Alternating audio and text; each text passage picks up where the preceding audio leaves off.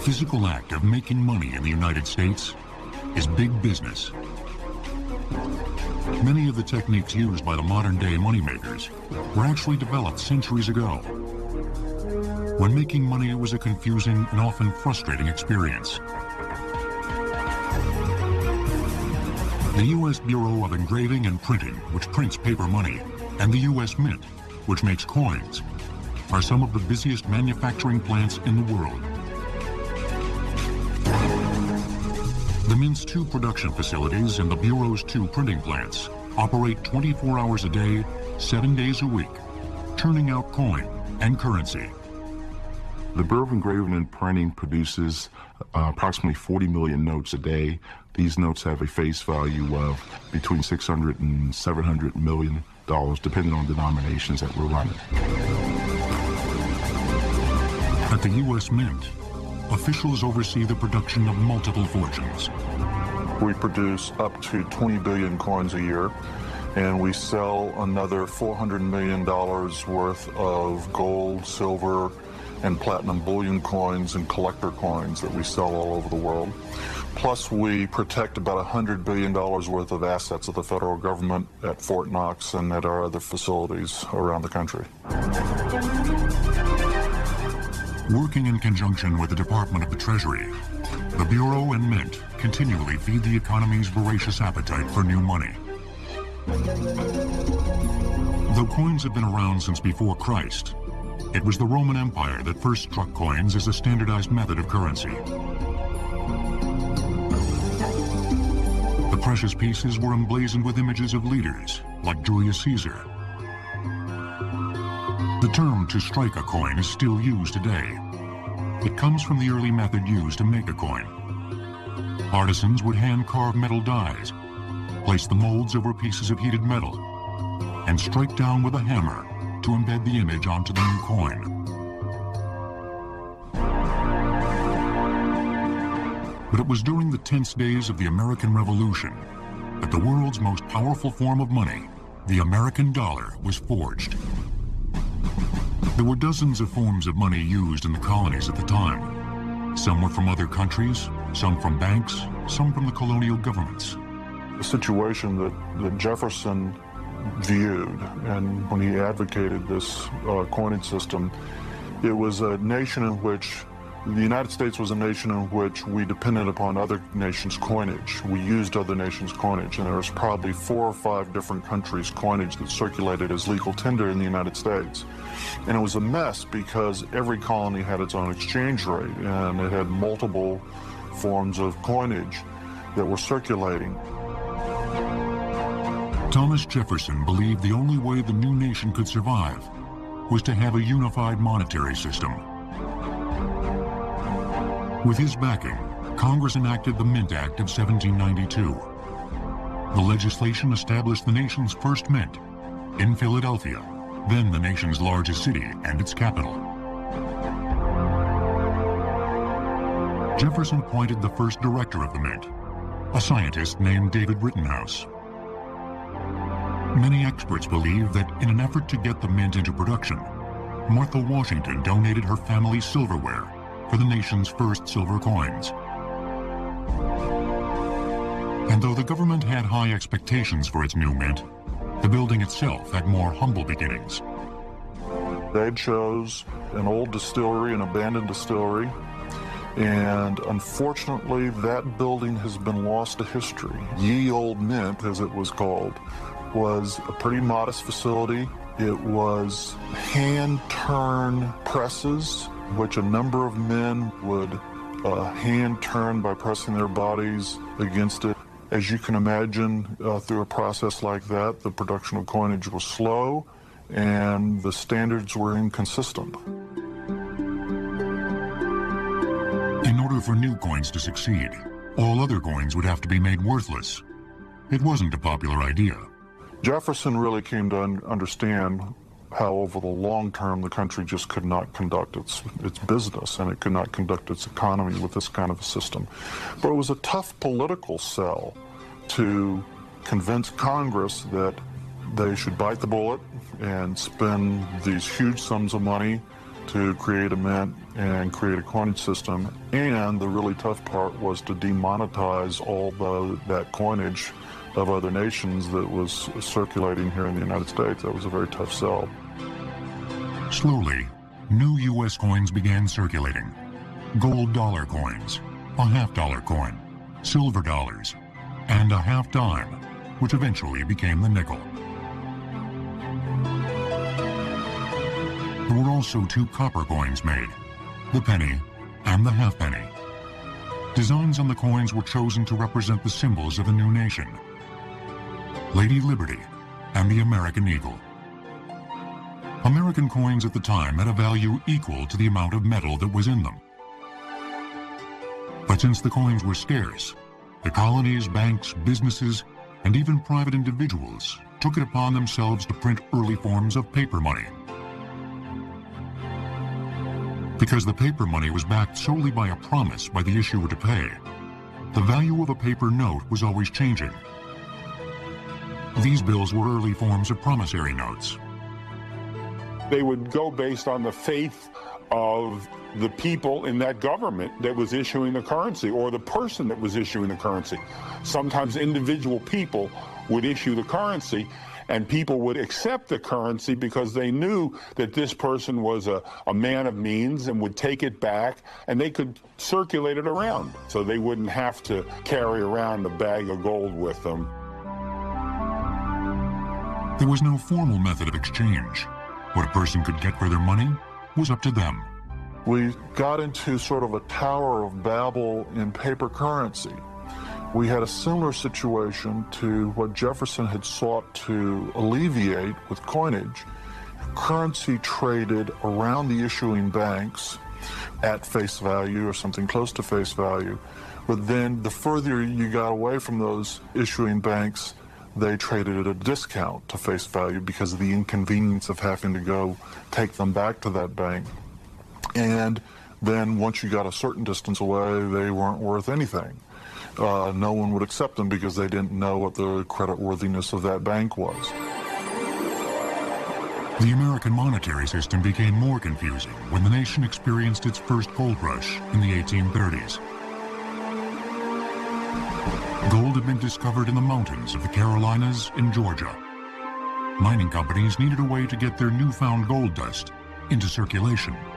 The only alternatives was to take this gold dust and either ship it to the only mint in the country, which was in Philadelphia, and the roads were difficult to get to and took a long time, or to actually use the gold dust. For a while, stores near gold mines would have scales at the register. A miner could pay for his purchases with a pinch of gold dust.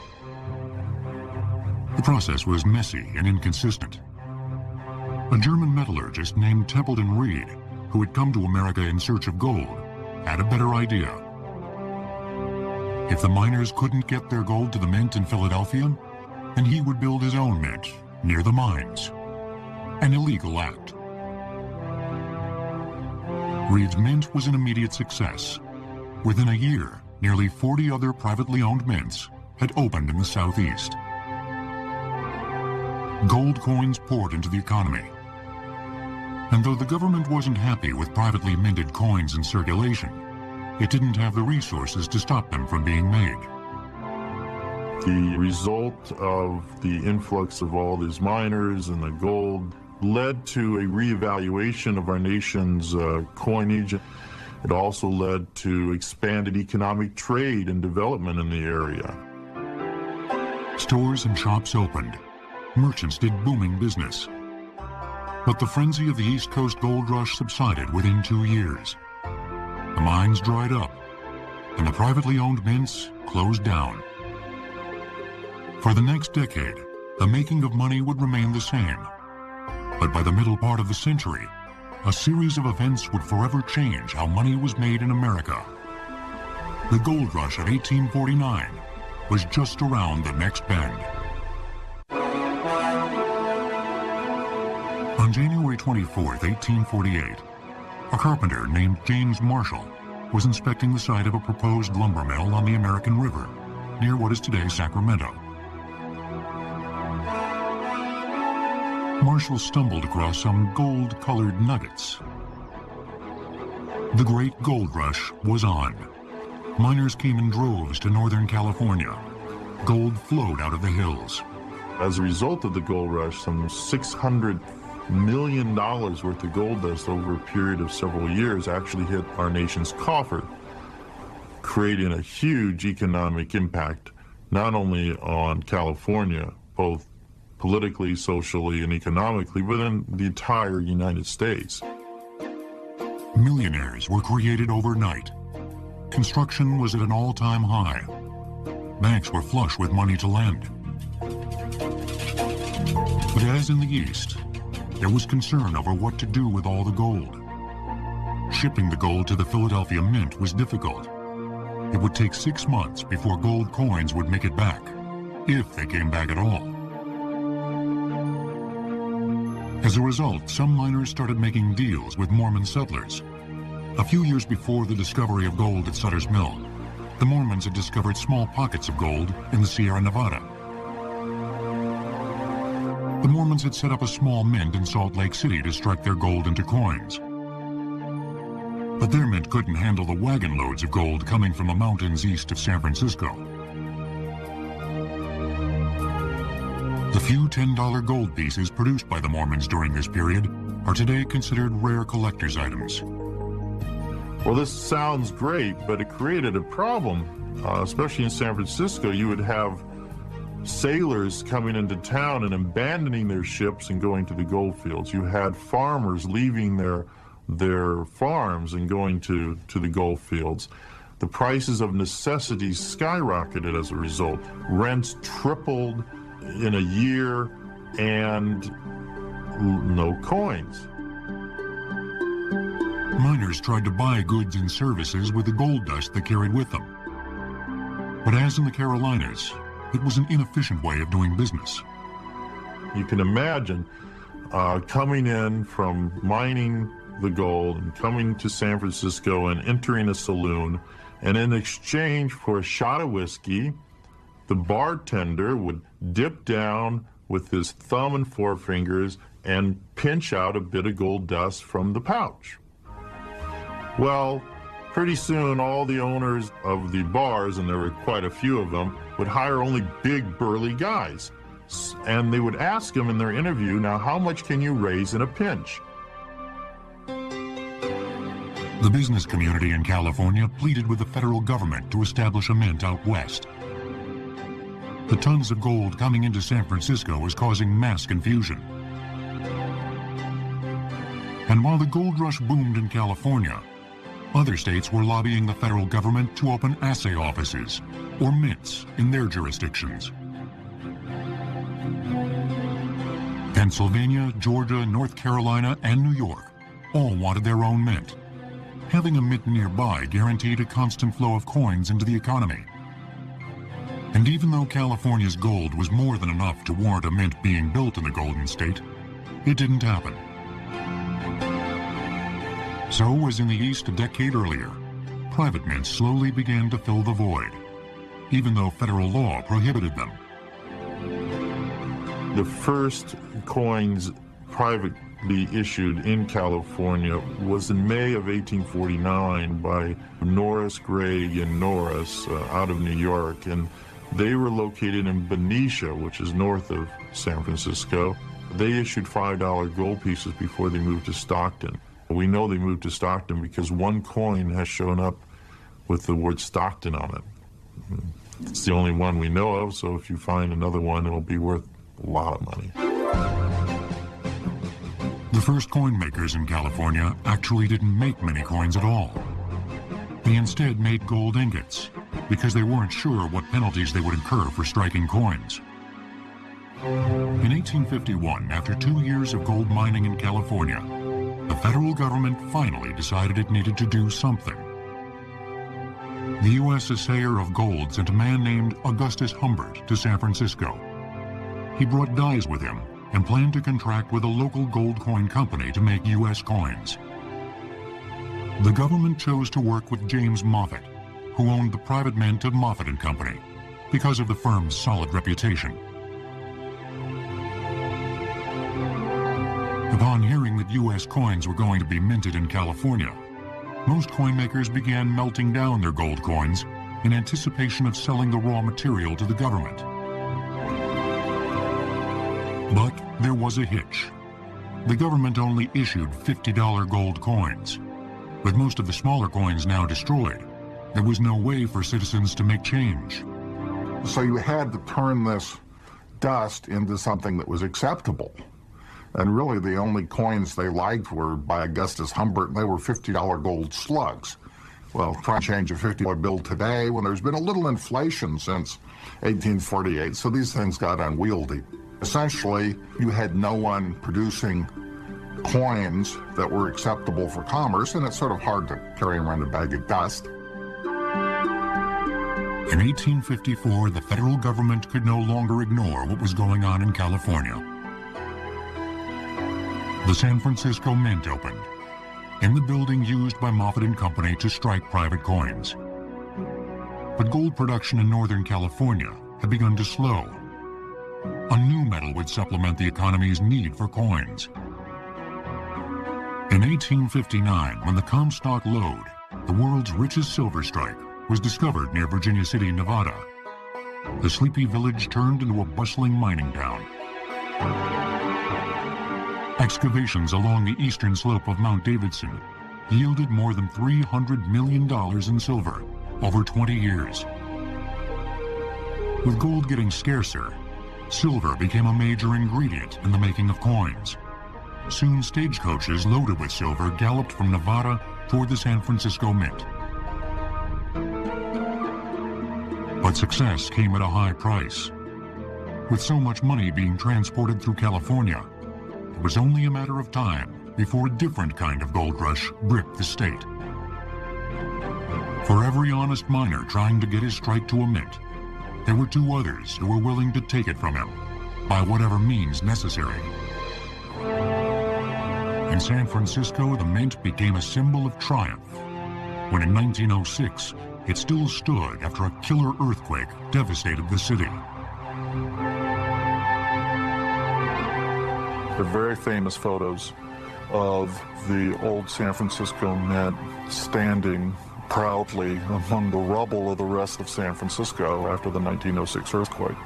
And that building really was a symbol of the resilience of the city and its determination to return from that devastation. Though it had stopped mass-producing coins by the mid-1950s, the San Francisco Mint still struck commemorative coins for collectors. Sadly, the building would have to be shut down after the 1989 Loma Prieta earthquake. The century-old facility could not withstand the shock of a second major quake. During the heady time of the mid-1800s, the making of money in the West was dirty business. Murder, deception, and greed became hallmarks of the dark side of the gold rush. Mining companies had to hire special guards to keep a close eye on their employees. The temptation of pure gold and silver in the pocket could lure even the most honorable of men. You had people who were taking these $50 gold pieces, which were 2.5 ounces of gold, wrapping them perhaps in a handkerchief or whatever, and slugging people over the head to relieve them of their gold coins or gold dust or whatever. And perhaps that's where we got the term $50 gold slug. Stagecoaches carrying gold and silver from the mines to the San Francisco Mint were constant targets. In 1864, in Carson City, Nevada, not far from the Comstock lode, private miners started their own mint. It was safer to make the short trip to the Nevada capital and risk being robbed along the roads to San Francisco. It was eventually taken over by the federal government. It closed in 1893 after striking more than $50 million worth of Carson City silver dollars and other coins. While Carson City thrived on the Comstock lode silver, a third American gold rush began. In 1860, we had another gold rush, this time in Colorado, Pikes Peak or bust. And many of the people who were involved in the California gold rush went out to Colorado to get involved in mining and minting coins. Once again, there is a need for a new medium of exchange with the influx of people in the area, and a major banking house by the name of Clark Gruber and Company, who was buying up the gold dust at the time and shipping the gold dust out to Philadelphia and having it come back as coins, got the idea that, hey, we can do it right here. The mining company authorized an artist to design a coin signifying the gold discovered at Pikes Peak. Unfortunately, this gentleman never had made it out to Colorado to see what Pikes Peak looks like. So the first dies that came out were of a mountain, to be sure, but not the one that people were familiar with in the area. So these 1860 $10 and $20 gold pieces that had this mountain on it were soon discredited, and people refused to take them, and as a result they were forced to come up with new dies with the familiar Liberty head on one side and the eagle on the other. For the next 30 years, the debate over how to make the nation's money and how to standardize it continued. By the late 1890s, the federal government pushed for a gold standard, in which every piece of currency would be backed by gold. Coins were made of precious metal, gold and silver, so that a $20 gold piece was said to contain $20 worth of precious metal. In 1896, presidential candidate William Jennings Bryan, a bimetallist, delivered his famous Cross of Gold speech. Bryan wanted U.S. coins to continue to be backed by both gold and silver. Known for being one of the nation's most outspoken orators, Bryan blasted those who wanted a gold standard, saying, "You shall not press down upon the born of labor this crown of thorns. You shall not crucify mankind upon a cross of gold." Though his speech may have been dramatic, Bryan lost the election, and the Gold Standard Act was passed in 1900. With all forms of money issued or coined by the United States now backed by gold, the government had to control the production of money carefully. Throughout the first half of the 20th century, coin production in the United States remained about the same, between 200 million and 500 million coins each year. But during the Depression years of 1931 through 1933, the mint struck a total of just 70 million coins for all 3 years. Less than a decade later, during World War II, the mint struck up to 2 billion coins a year. During the last part of the 19th century, the U.S. Mint began to make commemorative coins. Historical events, such as the Battle of Gettysburg, were placed on coins as a way of enshrining some of the most important episodes in American history. Even presidents got into the act. Teddy Roosevelt worked closely with a famous artist to create one of the nation's most enduring coins. Teddy Roosevelt was a collector, and he also took an interest in art. And he worked hand in glove, really, with the great American artist engraver St. Gaudens in the creation of what I think is one of the most beautiful coins in the world, and certainly one of the most beautiful coins produced by this country, which is the American Eagle design. It's the standing liberty that graces the gold coin of the United States even today. Sometimes coins such as the Susan B. Anthony were put into circulation without success. The dollar piece had a major flaw. It looked and felt just like a quarter and quickly fell out of favor. It's remarkable how deeply held people's feelings are about coinage. In currency in general, what I've really found is that there's a lot of resistance to making changes. And when you make changes, you really have to explain why you need to make them. However, in 1999, the U.S. Mint implemented the 50-state quarters program, which introduces 5 new quarters every year for 10 years.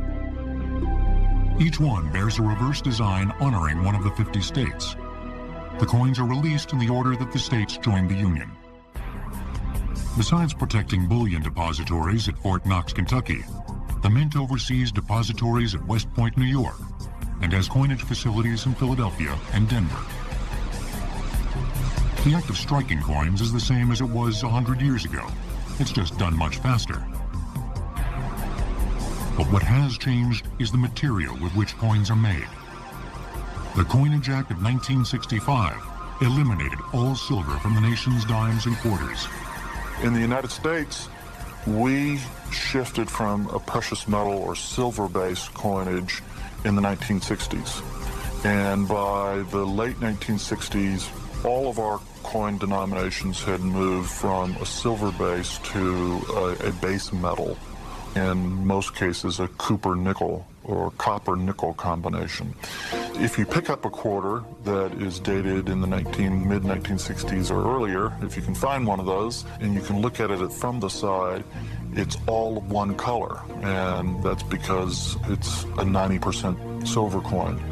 If you look at the more modern versions of the quarter, they look like a sandwich. You have the red inner layer and the silver outer layers, and that's that copper-nickel sandwich that we use today. While coins may have had an eventful history, paper money's story is equally dramatic, beginning with its becoming the government's most powerful weapon in wartime. At the start of the Civil War, both the North and the South quickly realized they needed one thing very badly: money. U.S. President Abraham Lincoln and Confederate President Jefferson Davis did the only thing they could do to raise more capital. They printed money. Paper currency was initially issued during the Civil War to fund the Civil War. The need for money far exceeded the coinage available at that time. The simplest, most expeditious way of getting money into the system at that time was to print paper notes. Though private institutions such as banks and businesses had printed their own paper money for more than 50 years, this was the first time for the federal government. Many experts believe that the first U.S. dollars were printed with green ink out of fear of counterfeiting. The same technology that allowed photographer Matthew Brady to record the images of the Civil War could have been used to make duplicates of currency. Green ink was applied to one side of the nation's new currency because it could not be duplicated with black and white photography. Green ink was more chemically stable than other colors, and engraving officials believed the color green represented stability. Many experts believe that is where the term greenback first originated. And though the first U.S. dollars were slightly larger than those in circulation today, the ink in the paper on which our money is printed is virtually the same. It's made of cotton and linen fibers as opposed to wood pulp fibers. It's not woven, it's not a cloth, it is a paper, but the material is a little different than your traditional paper. And this rag paper was so called in the old days because the cotton and linen fibers were actually obtained from rags.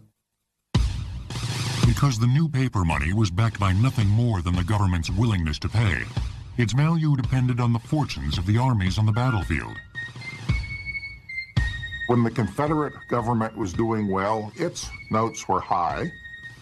And of course, as it started losing the war, they depreciated rapidly. The Union notes were the same thing. Beginning in '62, they almost circulated at par, and then they started dropping. In 1864, they got down to 38 cents on the gold dollar. Merchants were vulnerable to swindlers. Cheats would try to pass devalued paper money off at par, its face value, even though they knew it was worthless. A lot of times the merchants would put an ad in the newspapers saying, so-and-so likes to drink his lager beer, but he doesn't like to pay for it. You know, today he offered me at par for this bill, and of course I had to accept it or take nothing. Be warned of this guy. But there was one place in the Union that paper money was not welcome. The far western states, especially California. Californians hated paper currency. The state passed laws to ensure that paper notes would not circulate in its economy. It was easy for California to do. The state was still flush with coins from the gold rush. The assistant treasurer of the United States came and spoke on the glories of greenbacks. And of course the audience was very appreciative. They yelled, "Hang him! Hang him! Hang him!" Chased him out of the building, and they took refuge in a drugstore. But, you know, if they'd caught him, you might have had the top federal government financial official dangling from a light post. San Franciscans were especially hateful of paper money. As an affront to the government, people who lived in the Bay Area would gladly accept only one type of paper money, that issued by a local character who believed himself to be of royal descent. And that was put out by His Imperial Majesty Norton I, Emperor of the United States and Protector of Mexico. Poor Joshua Norton had come from South Africa, very successful gold rush commission merchant, tried to corner the rice market, lost when ships came in, and also his bankers weren't very nice to him, and he lost part of his mind. Well, in the 70s, he started printing his own money, usually in 50-cent increments, and of course, people would accept the imperial bonds to help out Joshua Norton. In fact, when he died in 1880, his funeral was the largest procession that San Francisco had ever seen. Eventually, Californians too began to accept government-backed paper money. In the decades after the Civil War, paper money became not just a means to do business, but an expression of national culture. In 1895, for example, world-renowned artists were commissioned to create elaborate designs on a new series of banknotes. It was called the Educational Series, and the bills featured scenes from the fields of arts and science. One bill showed a semi-nude woman. It so enraged the wives of bankers in New England that the Bureau of Engraving and Printing was forced to pull the bill from circulation. The incident is where the phrase, "banned in Boston," originated. After decades of trying out new looks, the U.S. Treasury chose a consistent design and size. In the 1920s, the decision was made to standardize the design of currency and to reduce the size to the current 6 1/4 inches by 2 1/4 inches. And that change in size was actually done as a production enhancement. Obviously, printing a smaller note provides more notes per every turn of the press, so that it was an economic move to be able to produce more currency at a lower cost per note. Although Americans soon became used to their uniform dimes and nickels, ones and 100s, and the government became used to making money efficiently, that didn't mean it could make endless amounts of it. A few years earlier, Woodrow Wilson signed the Federal Reserve Act in order to stabilize the nation's money and banking system. It provided an elastic currency that could expand and contract in response to the economy's changing demands. The U.S. Mint and the Bureau of Printing and Engraving operate as manufacturing plants. Their only customer is the Federal Reserve Bank, which has 12 districts nationwide that monitor the economy's money supply. When the amount of available cash in a district falls short of acceptable levels, the Federal Reserve places an order with the Mint and the Bureau of Engraving and Printing to deliver more money. Federal Reserve notes are the only U.S. currency issued today. Though the notes look nearly the same as they did a century ago, recently added security features have made our hard-earned cash smarter and safer against counterfeiters. There are approximately $650 billion worth of U.S. currency in circulation around the world. The Federal Reserve estimates about 60% of that actually circulates outside of the United States. U.S. currency is considered the world's currency. It is used in many countries as their day-to-day currency, and others people hold it as a store of value. And because it is the world's currency, it must be highly guarded. The U.S. Secret Service works in conjunction with the Treasury Department to prevent counterfeiting. With advanced digital technology, their job is increasingly difficult. Counterfeiting over the last decade or so has tended to increase due to the availability of reprographic equipment. Color copiers, inkjet printers, computer scanners have put the capability to reproduce a semblance of a currency note in the hands of most of us. Therefore, the Treasury Department continues to design new bills with advanced security features to foil counterfeiters. In 2003, the most used and counterfeited note in the U.S., the $20 bill, became the first in a series of new color money to be released. For any bill, the way to defeat tech-savvy counterfeiters starts with an ancient art. Inside a cramped office in the Bureau of Engraving and Printing in Washington, D.C., a handful of skilled artists design the metal dies that will print U.S. currency. There are only 7 engravers in the United States who do this work. Each one has a specific job, concentrating on individual aspects of the bill, such as the portrait or the numbers. Doing a specific task gives each engraver a chance to become expert at his or her art. It also prevents one person from having all the skills needed to make bills on their own. The engravers work to create a master die, which is then reproduced onto plates and used for printing at facilities in Washington, D.C. and Fort Worth, Texas. Each piece of a bill, the portrait, the numbers, the dates, and signature, are all done by different engravers. Tom Hipshin has been an engraver for the Bureau for 35 years. He engraved the portrait of Andrew Jackson on the new generation $20 bill.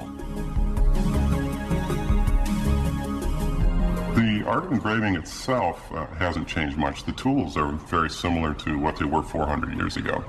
But the technical aspects of it have changed a great deal. We spend a lot of time checking the depths and widths of lines for printability, tailored just for the machines that we're going to use to reproduce it. To make the engraver's job even more complicated, all the work is done in reverse. Because it's a direct printing process, I actually have to engrave it in reverse in steel. So I make a very accurate tracing of the image and lay it on the surface of the steel in reverse and draw it very carefully the way I want it to appear using sharp steel points. We still need hand engravers to engrave like the portrait and the vignette on the back. Secret Service relies heavily on our hand engraving in their counterfeit deterrent detection. Counterfeit notes, you can tell a real difference between an engraved portrait and the photocopies. The new 20 also has subtle background colors, green, peach, and blue on both sides. Adding color provides the Bureau of Engraving and Printing the opportunity to add additional security features, to make the note more complex, to make it harder for people to be able to accurately copy, to reproduce, make it easier for people to recognize, keep people's interest up, and make our notes safer, smarter, more secure. Not since 1905 has any U.S. currency had a colored background. Then the $20 gold certificate had a golden tint and a red seal. Today's new color money costs about 8 cents per note to make. And for the first time, the Bureau of Engraving and Printing used computer technology in its design. It was my responsibility to take the design, which was already in place, and transfer into the security computer and create vector graphics and use the computer modules to create fine line details in the background, which color was added to, and that's how you get the colors in the background of the 20. This unit produces the color on the background of the press. It will print all the different tones on the back of the note. On the other side of the press, we'll be doing the same thing, simultaneously printing the face, so that the sheet gets printed one time, both face and back, producing all the colors that you'll see on the currency. After the color is added, the sheets are printed 3 more times. First, a traditional green 20 is printed on the back of the note. and then the portrait on the front is printed in black intaglio ink. Additionally, the copper to green color shifting ink is printed for extra security. Andrew Jackson has a makeover as well. Andrew Jackson, of course, is still in the new bill. What's been removed is the circle that went around the portrait. Gives the note more of a presidential look. Despite the new changes, many features will remain the same. U.S. currency has been known since it's been printed here at the Bureau of Engraving and Printing in 1860 as greenbacks. The color of the back, the intaglio ink, that engraved image on the back has been and will always be green. The new ones will still be green on the back. We'll add some color underneath it. But the primary color, it's still green. It's still a greenback. As in its previous design, and as in its counterparts, the 100 and the 50, there is a polymer thread embedded vertically in the paper and has printed on it the bill's denomination. The watermark is also on the note, a faint image similar to the portrait, visible from both sides when held up to the light. The Bureau of Engraving and Printing will produce about 2 billion new $20 notes a year. Following the introduction of the new 20, there will be a new color 50 and 100. The colors on the upcoming 1500 will be different. Part of the thought process was denomination by color. I know when the last change occurred, a lot of people complained that they looked too much alike. People were getting 20s mixed up with 50s by not looking at the portrait. The next gen series, each denomination will have a separate color combination. Right now, we've made no decision on a 5 or a 10. However, those are under study and well could be changed in the future. As the look of our money changes, so does the way we spend it. Today's monetary system is rapidly evolving. Credit cards, ATM machines, and electronic banking have become a way of life. As technology improves, there may come a day when the nation sees the death of money. But for now, those in charge of making money believe there will always be a need for cold, hard cash. Every piece of money the U.S. Mint and the Bureau of Engraving and Printing make is not only currency, but captures a moment in time and defines each generation. No other form of art carries with it the power and history that exists on every piece of legal tender.